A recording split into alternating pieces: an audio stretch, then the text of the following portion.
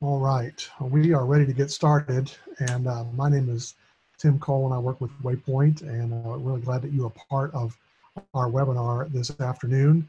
And Waypoint exists to help churches and leaders to get on mission and stay on mission. And one of the comments I get a lot as we coach churches about the first impressions process, about how they can make a first impression on their guests, is the preceding question is, so how do we get more guests to come that we can be nice to, which I think is a legitimate question. And so today what we're going to talk about is five pre-impressions, if that's possible, or five impressions that you make before people ever come onto your property. And we'll want to kind of review those and think about how you can improve those so that people are more excited about coming to visit your church in the first place.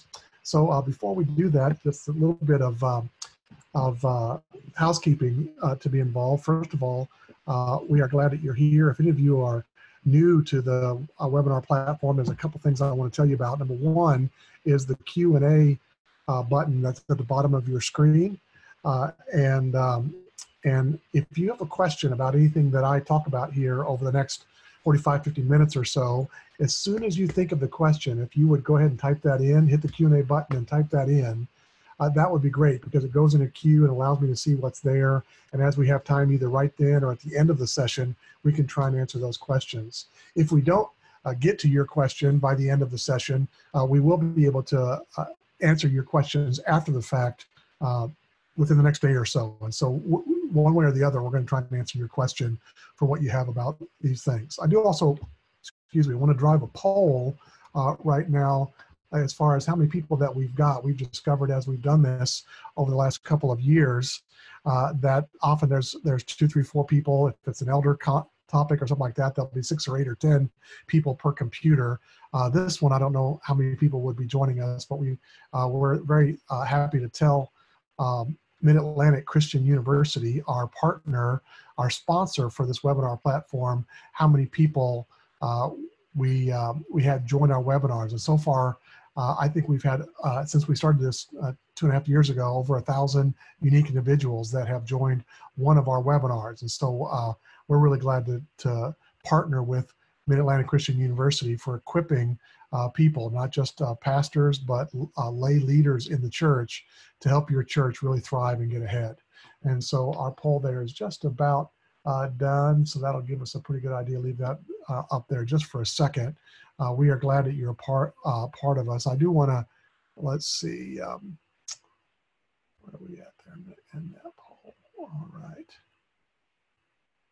There we go.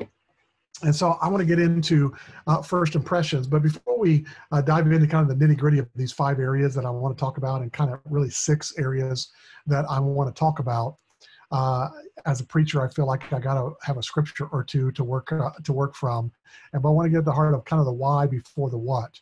Why do we have to work on really making a good first impression on our guests or our potential or our future guests? And so I'm going to go over to my slides here, and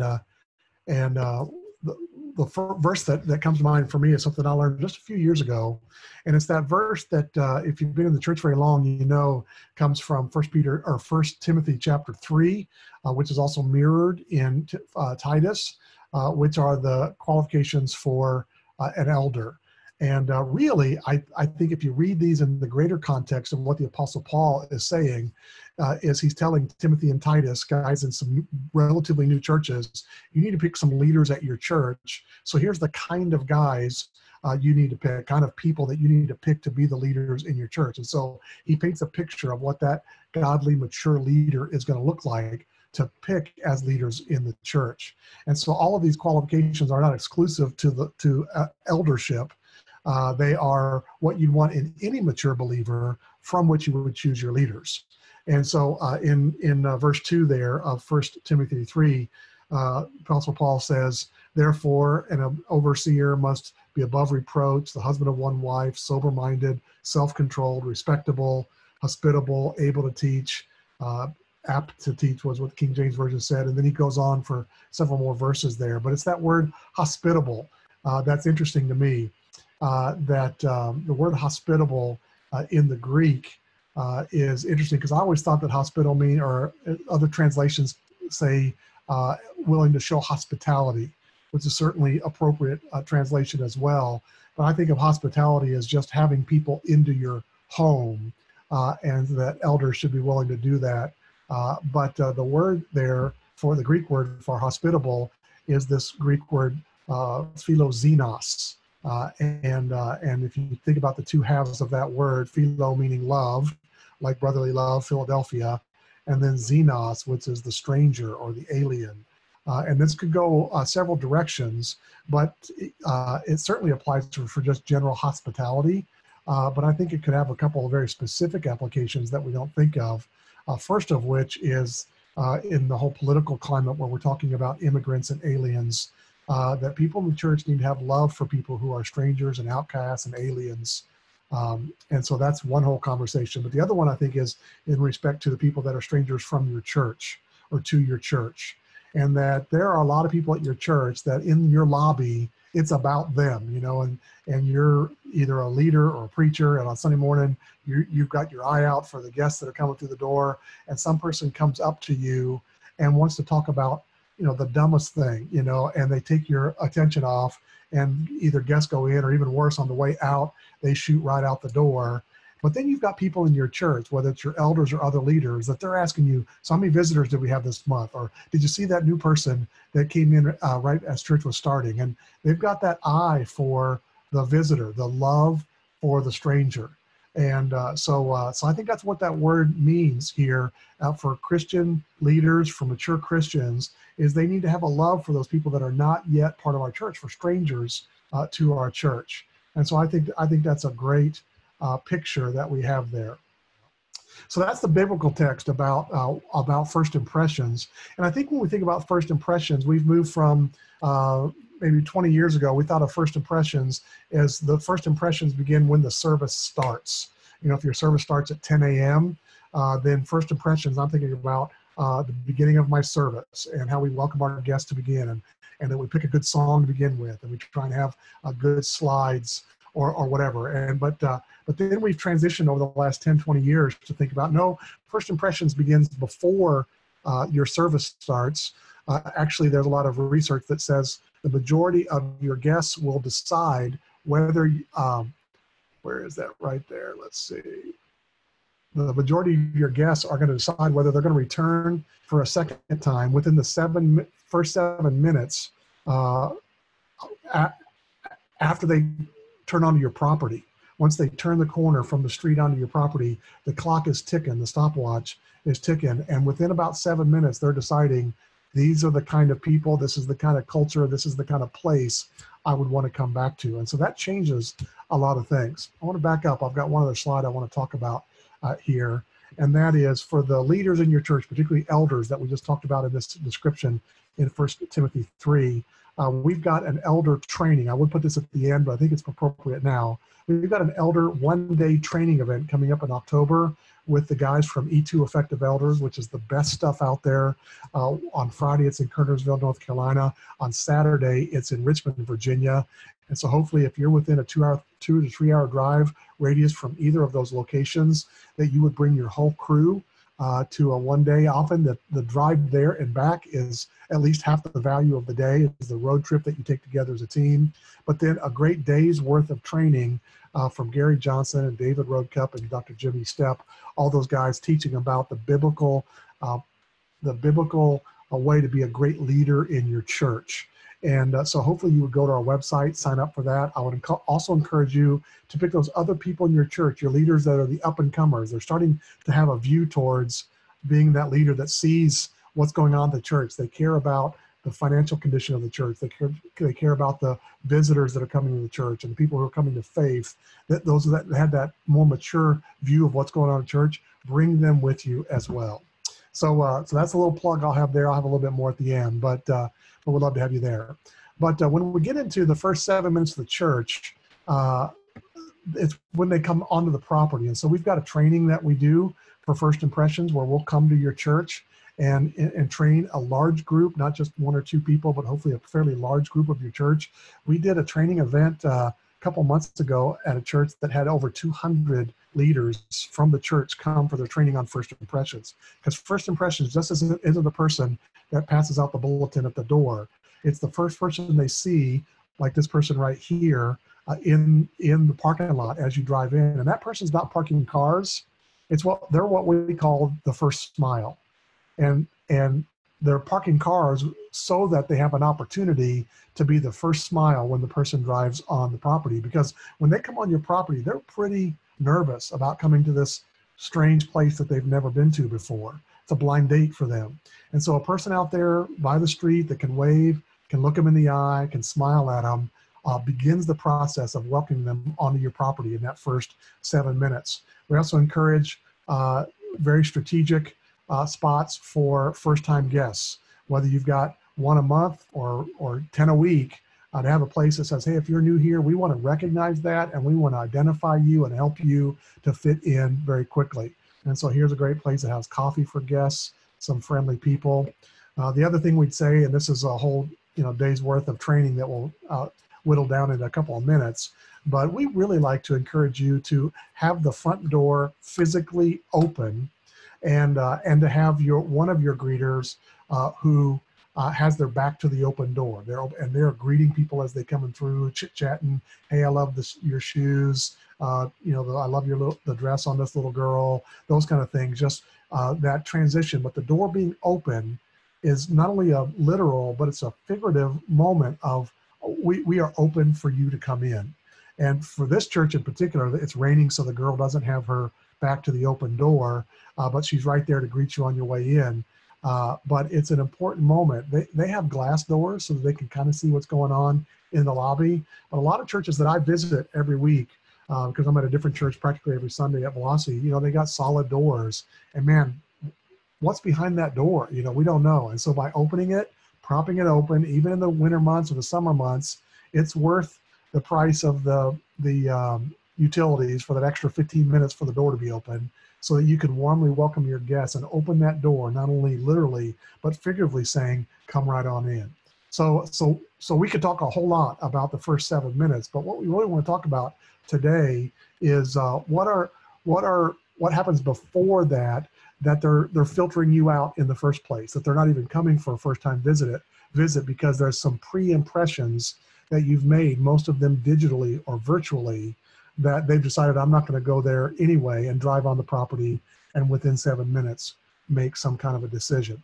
And so we want to talk about that today. And so these digital things are mostly all on the internet. And so that's a whole new reality for us. The internet is a new filter by which we're filtering things. And I think the internet is the biggest disruptor in a good way, of church communication in the last 600 years.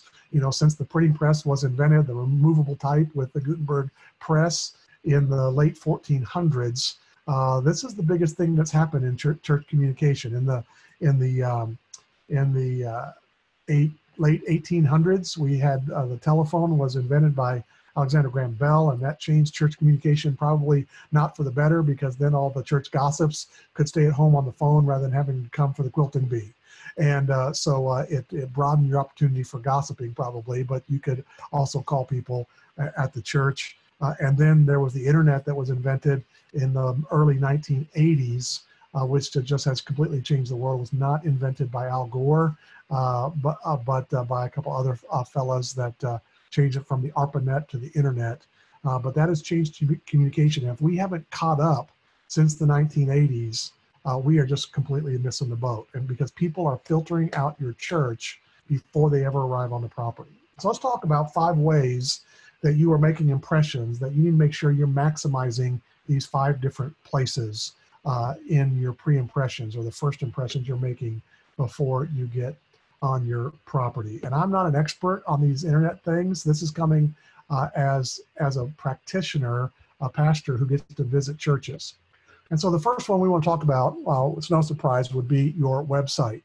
That the website is a filter. It's your screen door. If your front door is your front door to your church, your website is your screen door. And people will come and they will, kind of like when the screen doors open at your house, when I was a little kid, you'd come and look inside to see if your buddy's ready to come out in the summertime. People will come and they will kind of look in your screen door to see if they want to come to your church. And your website is one of your primary, if not your primary, screen doors. And is your website maximized? Because the rules keep changing on your website about what they look like and what they should look like. So here's a few things I would tell you might want to do. The first thing I would say is if at all possible, you want to engineer your website to refresh your website to have what's called parallax scrolling. And parallax scrolling, I'm going to show you an example of, but websites, I think, are kind of like fashion, clothing design, and automobile trends, that every 3, 4, 5 years, they kind of change what makes you look modern. And all of a sudden, very quickly, once that changes, clothes that 6 months ago were in style no longer are in style. Or cars, for 3, 4, 5 years, will have a lot of round shapes and curves. And then all of a sudden, for 5, 6, 7 years, everything will be straight again. If you look at the history of automobiles, it's curvy and straight, curvy and straight. And the same is true with your website. Is if you've got if what's in is a curvy website and you've got a straight website, what looked great a year ago doesn't look great now. And so what's currently happening that looks really good is this parallax scrolling. Okay, so here's a sample website.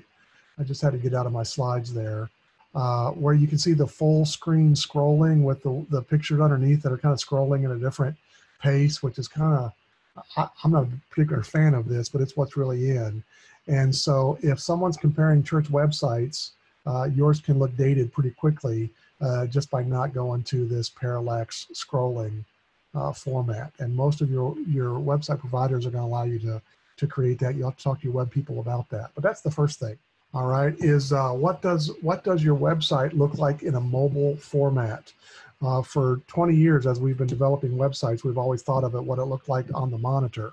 And that was our primary way that we want to look. And then about 10 years ago, we started worrying a little bit about what it looked like on your mobile format. But in the last 3 or 4 years, the tide has turned to where the majority of your people are going to view your website first from a mobile device, from their smartphone or even a tablet. And so when's the last time you looked at your website from the view of a tablet? So I've got an example here. If I go to the next slide, I think of a Christian church not in our region. And I Googled on my phone, this is 2 screenshots. I Googled on my phone for this particular church, and this is what came up. We're going to talk about that a little bit in a minute. But then I clicked on the button there, website, and then it gave me this part right here. And it's got a simple, clean mobile website that everything doesn't get really small where I've got to pinch my screen to be able to see what I'm doing. It's been formatted for a mobile site. And so you've got to take a look at what your website looks like in a smaller format, because the vast majority now, 75, 80% or more of your first-time hits to your website are going to come from a smartphone or a tablet. And so take a look at that. Then rather than cramming everything in, there's this little marker here. It's called a hamburger, obviously for obvious reasons. If you're hungry at lunch, you know exactly what I'm talking about. But that's where the menu is for all the things that you can go into, and people becoming familiar with that. So keep it simple. I like that the first thing at this church is I'm new. All right, because someone has come to your website, very good odds it's going to be a new person. Your guests can come later, or your members can come later. So that's the first thing that hits is I'm new. And their larger site looks a little bit different, but their mobile site looks this way. So that's what I would say is, when's the last time you looked at that? Is it easy to surf around? Is it confusing in any way? Have someone look at that. Invite someone that doesn't know your church to go hit it and get some feedback from them on what they think. All right, the next thing I'd say about your website is the new thing that I really like that I'm seeing from our church plants in particular is what I would call active or video banners. That your website will have kind of like that big either full screen or half the screen banner at the top of your website. And in your, you have the opportunity now to make that video rather than a static picture. You want a great picture there that makes a statement. There's so many churches that the beginning of their website is a view, kind of a roadside view of your building. And that's not what I would encourage a church to have as their primary image. I would encourage them to have friendly people, a picture with a photographer who knows how to take a picture with depth of field, and a great picture of people smiling and greeting each other in your lobby, I think is a much stronger first impression than the brick and mortar, here's our church. But even better than that is what we call these active video banners. Let's see if I can get this one to work properly. All right, so this is Collective Church, one of our church plants. Let me see, I'm pulling up the chat page right now. All right, we can see that just now. All right, so this is what you see at when you go to the Collective Church website. And there's other ones that are using this as well, but you're getting a story of the church from beginning to end, from lobby to kids, to worship, to communion, to all kind of things, the sermon, all kind of things happening at this church. And the images are pretty quick. They're 2 seconds a piece. And so I think this is really strong, that you tell the story of your church in about 20 seconds and it loops around. So if you stay there very long, you're going to get the same thing. I love the one in here. It's about 2/3 of the way through their loop, where there's someone doing a fist bump in the lobby. And for some reason, I think that just makes a really good first impression about just friendly people at this church. This one obviously is a very young church, and you can see that in the pictures. We're going to wait. There's preaching. There's how their first-time guests are taken care of at the welcome table. There's people hugging, children's area, children's worship. So you got 4 or 5 5 pictures of kids. Then you got preaching. You got friendly people in the lobby. There's for some reason I like that fist bump. So I'm going to stop share there. Let's see if I get back to it. All right. So I would talk with your web people about saying, can we install a video banner for our website? Because I think if a picture is worth 1,000 words, a video is worth 1,000,000 words. And man, that video in the space of 20 seconds tells you what this church looks like. And so that's a first impression, because for most people, they got to drive to your building, get out of their car, walk in, open the door, and now they're pot committed. I mean, they're in for the day. They're probably not going to turn around and leave and run away. And so they're there whether they like it or not, whether they know what's behind that door or not. And this way they get a great picture of that just immediately as they come to your church. All right. So that is the video banners that I wanted to show you. And now this is really awkward how I got to do this, but we go back to here, escape, and share. All right. So that's a bunch of clicks to get back to my view. And then one question I would ask is, what about your mobile version? Does the video work on your mobile version? And so I'm going to pull it up here. I don't know if you can see this. I've got my phone here and one of our other church plants, Mosaic, in Baltimore. I Googled on that, and then I hit a website, and then the banner right here in just a second. It takes a second to load. I don't know if you can see that or not. It's kind of dark. But they've got that mobile banner they got that video banner of telling the story of their church on the mobile site as well. And I love that. In the same way, I'm checking out the church, and you're seeing friendly people in outreach events, in the lobby, in small groups, in the children's area. Seeing friendly people, I think, is the best thing to attract people to want to come to your church. Is not the building or whatever. Buildings are buildings, but friendly people that you can identify with are much stronger. So that's the mobile version that I would encourage you to do. All right. The last thing is, I don't know if you saw on that larger site with Collective Church, or this one right here on the mobile site, but there's a button right underneath the main thing that says what to expect. And most churches, well, not most churches, many churches will have a place under kind of about, and then a pull down menu, and then like FAQs, frequently asked questions, or what to expect. But it's kind of buried in their website to find that out. And they're putting these right up front, right at the beginning, right at the landing place center button. The primary button on your website is what to expect. And that's a great spot for your guests to say, hey, we know you're here. We know you're visiting. We want to let you know about our church right away and not make them dig for it down 2-3 clicks into your website. All right, so that is number one. I'm creating problems here on myself, is your website. That's your filter. It's your screen door. When's the last time you looked at that? You need to really think about overhauling your website every 2-3 years, particularly as times change, update your videos, your images, and have someone smart doing that with you. All right, so what's next? Number 2 is I would talk about your sermon videos. There has been an interesting amount of research because you know, if you got your techies, they can track when first-time guests come to your website, unique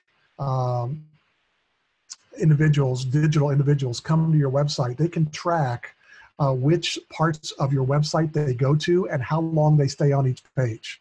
That one guest will come and they'll go to your homepage only and leave 10 seconds later. And then the next person, they went to the home page, then they went to this page, then they went to this page.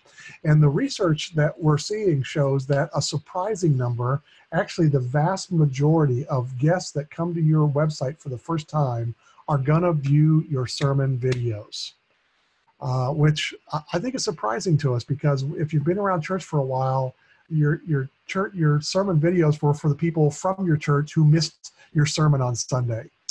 And but that's the surprise of that is that people want to know what the preacher preaches like before, if they can, before they visit. And there's a book that came out that I love, Surprising Insights from the Unchurched, that Dr. Tom Rainer put out, and interviewed a ridiculous number of people that were formerly unchurched that have now come to church, but not just come to church, but come to faith and totally dove in. They are the success stories that you want at your church. And he asked them, what were the things in order of importance of why you stuck and stayed at the church that you did? And the number one reason, the number one surprising insight was not because they had the best band in town or the best children's ministry in town or you name it. The number one reason was because of the preacher and his preaching. And so that's why people, when they come to your website, they go and click on your videos. So number one, there are still quite a number of churches that I visit that before I visit on Sunday, I'll go hit their website, and their sermons are still audio. They're audio files rather than video. And I would say I would make every effort to swap to video, because people are going to want to see you preaching, not just hear you preaching. And so I've got an example here of a church, and so you want to make that. You want to look about your lighting. A lot of churches have their camera way back at the soundboard, like a smartphone flipped backwards, and they're recording from all the way in the back without a lens to zoom in. And so the lighting is not very good. The sound might be decent, but think about your sermon videos through the lens of my first-time visitors, my prospective first-time visitors are watching this video. And so take a look at it with those lenses on. It might change the way you format your sermon videos on your website. Now, one church that I showed you the mobile site that was so good, I clicked on their message video, and this was what came up on their website, which was a YouTube channel, which is a good thing. But that's the actual lighting when the guy comes up to preach. And he's a little bitty guy. If you can see, you can barely see, but these are the big, it's the whole front of the church. And so he's a little tiny guy down there in the middle of the auditorium. And so even though they've got their sermon video there, it's not produced with a view towards, is this really going to sell things to my first-time visitors? And so if you can light well, zoom in, even have double angles or whatever, you'll have to get your tech people to think about that. But it's worth doing it, because I've seen numbers as much as 80 to 90% of the people that visit your church the first time will have looked at your sermon videos prior to coming. That's huge. All right, so so I also want to tell you something that I really like, that I've seen one of our ministry partners, Jason Yates, do, is instead of a sermon video, do a short clip that's you at your best, the preacher at his best, the 2 or 3 minutes, because not too many guests are going to watch a whole 30-minute sermon or however long you preach. They're going to watch 3, 4, 5 minutes to get an idea whether they like that guy. So pull out a really good one and pin that to the top of your website where they can click on that one and get a sense for, do I like this preaching or not? And so one thing that I like that's got some other uses is these short clips. And hopefully you can see this. But here is Jason Chapter 4, Yates. verses 21 through 25, where Jesus finished his private lesson with his disciples, teaching them more about the kingdom of God, but also warning them against pride. As they were huddled in that private lesson, I think the disciples were tempted to think too highly of themselves. All right, so I'm going to stop that. You get the idea just in a few seconds. He's calling this Take 2, which is a 2-minute summary of the sermon from last week, which I think is great because it's great in a Facebook or Twitter platform for people to say, hey, this is my preacher, this is a great sermon. It's 2 minutes. It's produced. It's 2 minutes. I'll watch a 2-minute video. Got a little bit of music threaded underneath of it. I really like that. And so so that length, how many people that don't go to your church are going to listen to a 30, 35-minute sermon? I don't think too many. And so any way that you can package it into a really good, quick one where I can tell about Jason's style, about his energy, and his directness by watching this 2-minute video that he made about the sermon that he preached on Sunday. They've got a YouTube channel where all those are parked, and so there's other ones that you can see in the list of everything that's in that channel. So your church can have a YouTube or Vimeo channel to which people can subscribe. And then when they go to YouTube, they look under their subscriptions. I've got this. There's actually a Waypoint 55 webinar channel on YouTube. So if you go to YouTube and type in Waypoint 55, all one word, you'll see all the 25 webinars that we've got in our library so far that you can watch. And that would be true of your church as well. It's a good place to park that. All right. So someone asked the question, I'll answer it right now. It's a great question. So do you use the short clips instead of sermon videos or in addition to? I'd use them both. I think Jason does. Jason, you go to the website and you can say, here's their last sermon series and all the sermon for people that missed church. But that summary, I think is really useful, particularly for things going viral, for social networking, where you can say, hey, here's my preacher, and here's what he preached about Sunday. I see a lot of churches that are part of the Waypoint world that post on Sunday or Monday, hey, here's our sermon from Sunday. And only a few people are going to watch that from beginning to end. And so I think it's a pretty useful tool. Number 3 is Facebook, which I don't think is a surprise to anybody. Facebook, have you looked at your Facebook recently through the lenses of your guests are going to get an impression about your church through Facebook? And the reason why is a little bit surprising is is because the algorithms have changed recently, and the people at Facebook have figured out a way for when you type in your church's name, whatever it is, First Christian Church in whatever town, it is more likely that your Facebook page will come up first in the search results and your own website will come up second. And the people at Facebook have figured out how to beat your own website. And so their first option to find your church on the search results is often your Facebook page. And there's a lot of churches that have not thought through the fact that, oh boy, our guests are getting an impression about our church through our Facebook page. And so that'll change maybe the lenses that you have on about your Facebook page if you think about that. And so what I would say about that is one thing that you can do in your Facebook, and if you're not familiar how to do this, you can ask those people in your church that are familiar, is that you do have the opportunity to pin things. That your Facebook will have just this long stream of all your most recent stuff kind of chronologically in order. But Facebook will allow you to pin a video or pin a picture to the top so that everyone that comes to your Facebook page, they're going to see that picture or that video first, even though chronologically it's been pushed down by weeks or months. And so I would encourage you to think about pinning your best videos of friendly people or friendly events or whatever, videos of that. I'd also encourage your church people to like your Facebook page, which should be no surprise.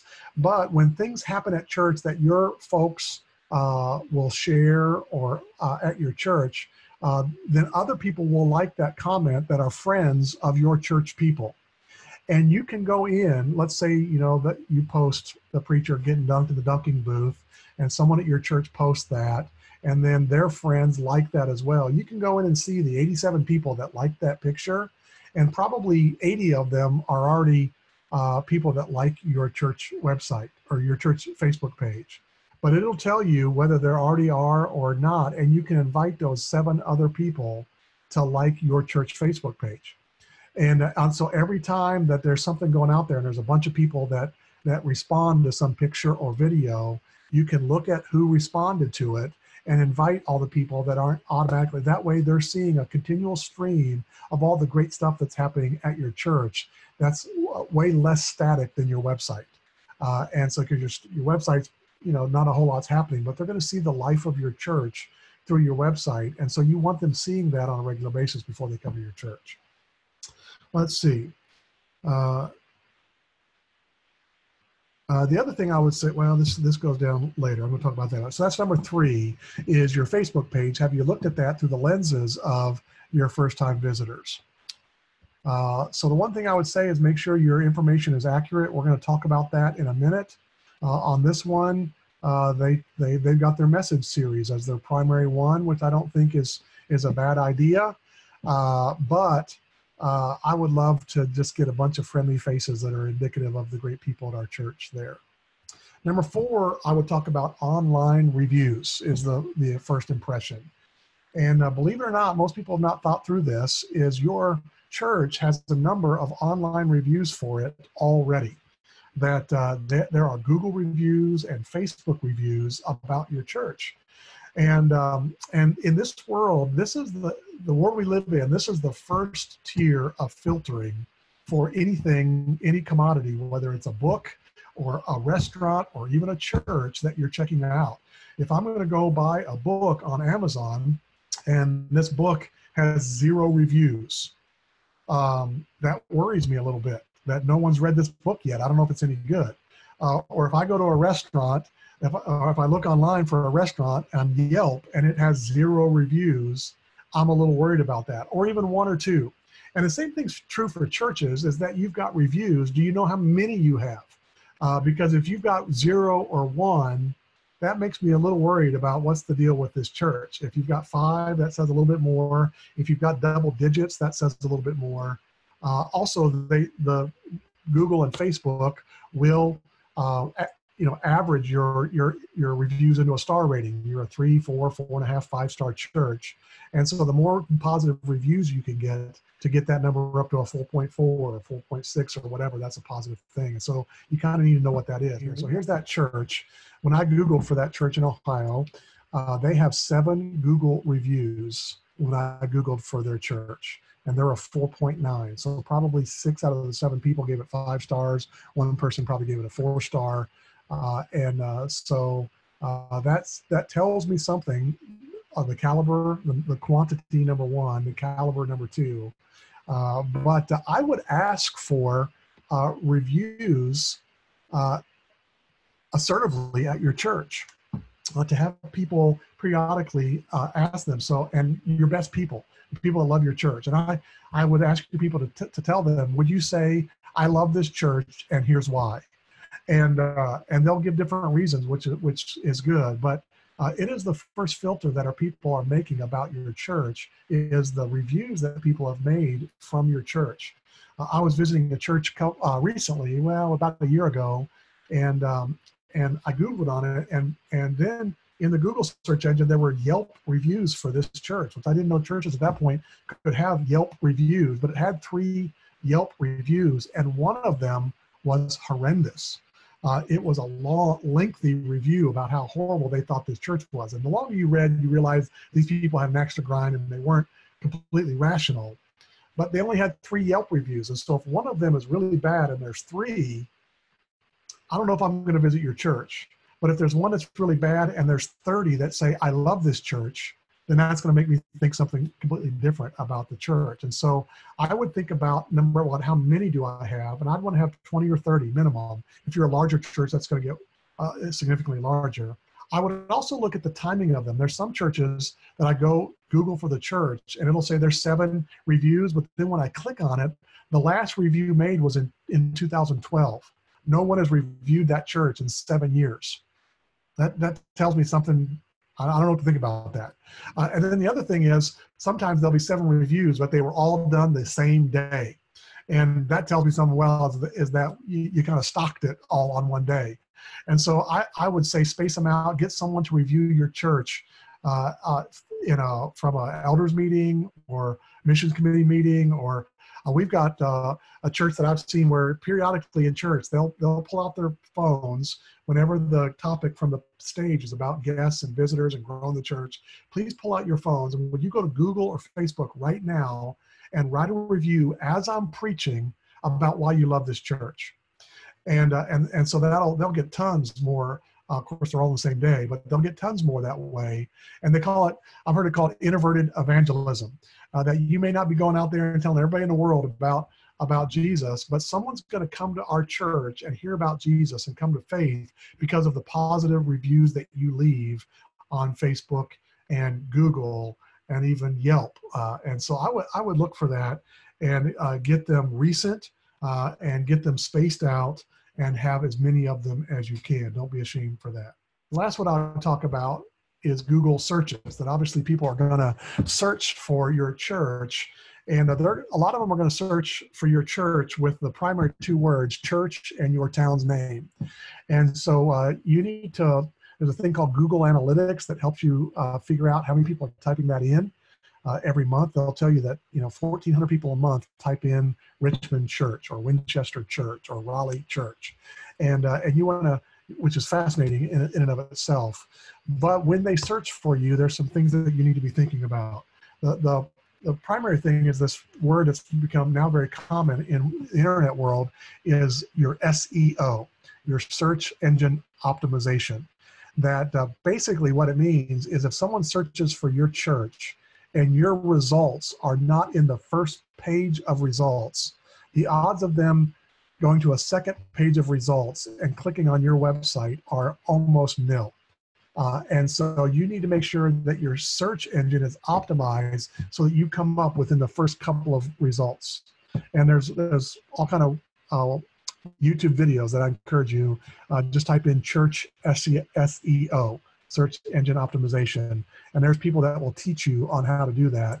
But you can do all this work to have all this great, but if people search for your church and never find it because you're in the second or third page of results, then it just kills everything. And so you need to make sure that your search engine optimization has been performed, and there's some tricks of the trade that we could go into. It's a whole other webinar probably on how you do that. So one of the things that I would say that when you do your Google searches, kind of like, which one did I want to go to? It's not that one. This one. That this is, that there's this little square that'll come up in the right part of your Google search, and that's called Google My Business.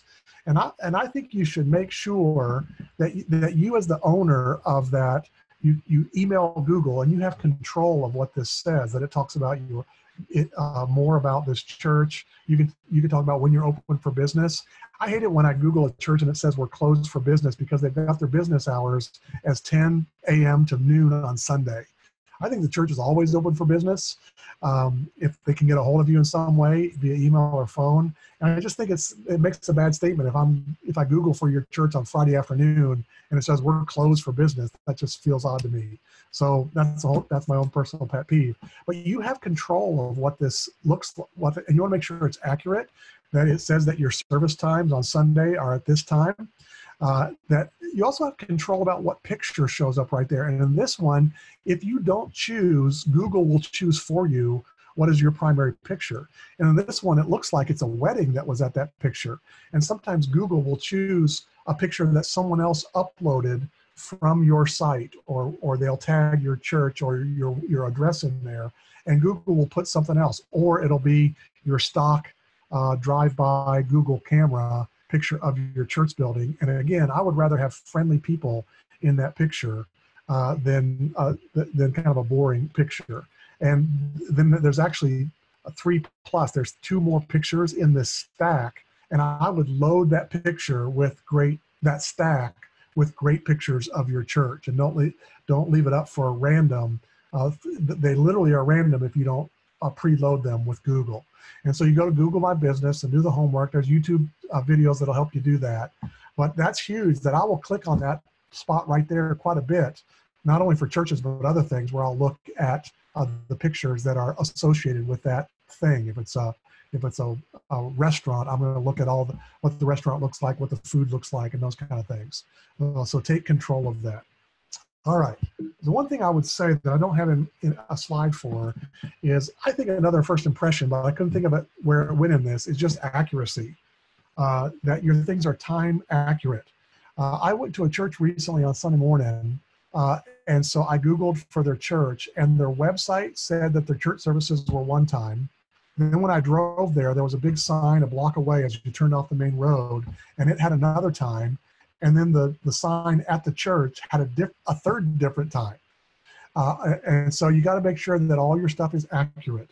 Also, you got to make sure that all your stuff is grammatically correct, that there aren't spelling mistakes, not just spelling mistakes, but grammar mistakes, that sometimes spell check doesn't catch things because it's still a word. It's just not spelled incorrectly, but it doesn't make any sense grammatically. And so I would really encourage your church to use the little widget called Grammarly. And I got involved. I started that a year and a half ago, installed it on my computer. It works in the background, and it tells you not only when there are spelling mistakes, but when there are grammar mistakes. If you put you rather than your, if you forget to put the R on the end of your, it'll have the little squiggly line, and it'll tell you, don't you want your here instead? Right, and it'll fix all those for you. So because it tells me something, if a church can't get their grammar right, they're not that professional. So the question is, I got to wrap up real quickly, just in a couple minutes. I'm really glad that you've been a part of this. I'm going to give some links. But my question is, what's your takeaway today? Because this webinar is going to go in one ear and out the other. If you don't make a plan on what can I fix tomorrow, what can I work on pretty quickly in the next week, and what's the big thing that I'm going to try and do in the next month? If you don't do anything with this information in the next 30 days, it's not likely that you're going to anyway. So of those 5 things that we've talked about, your website, is it modern? Are there what to expect? Your sermon videos, have you got something that's really attractive in your sermon videos? Have you looked at your Facebook with the lens on towards visitors? Have you really manipulated your reviews, that you've got a lot of great reviews about your church? And then your Google searches, are you if you Google for your church's name in your town, you come up in the first page, preferably in the first slot. If not, you need to get some tech people to help you with your SEO, your search engine optimization. Whew, all right, that's all I got to say about that. And we love to help churches just really be their best. And this is the first shot you've got with people that are going to check out your church. Let me unshare here. Well, I'm not going to unshare it. Let me tell you very quickly about a couple things that are coming up. Let's see here. I'm getting a ping right here. So here's what's coming up. And if these next webinars may not be for you, but you're going to be our best advocate for the leaders at your church to join these next webinars that we have coming up. So the next one next month, September 12, is for people on your missions team. And we've got a great leader there just talking about how you can really ramp up what's going on in your church in the area of missions. So that'll be 8 o'clock on a Thursday night. Then in October, it's called Fresh Hope. And there's a gentleman that started a national ministry called Fresh Hope, where churches get to actively deal with people with mental care issues in the church and give them hope that's faith-based hope for living with the condition that they're struggling with. That's going to be really good. I think it's something that the church has not addressed that we need to start talking about. And then finally, in November on, that is Veterans Day, November 11, is for prayer, your prayer team, and how you can welcome the Lord assertively, strategically in your worship gatherings with your prayer team. So there will be links to each of these three in your follow-up email that you get tomorrow. I'll have a link to that book, The Surprising Insights from the Church, which is great, and a PDF of my outline as well, if you'd like to ask questions. We hope that you join us for one of these future webinars. Bring other people from your church to join us as well, because we really want to help your church do all it can to make an impact on new people at your church. So, of course, we want to give props to our sponsor, Mid-Atlantic Christian University, another entity in our region that is really equipping the church to be their best, and we're thankful for their partnership. And so we're glad that you're a partner with Waypoint, and that we can do this together. So we hope to see you in an upcoming webinar, and hope you have a great day.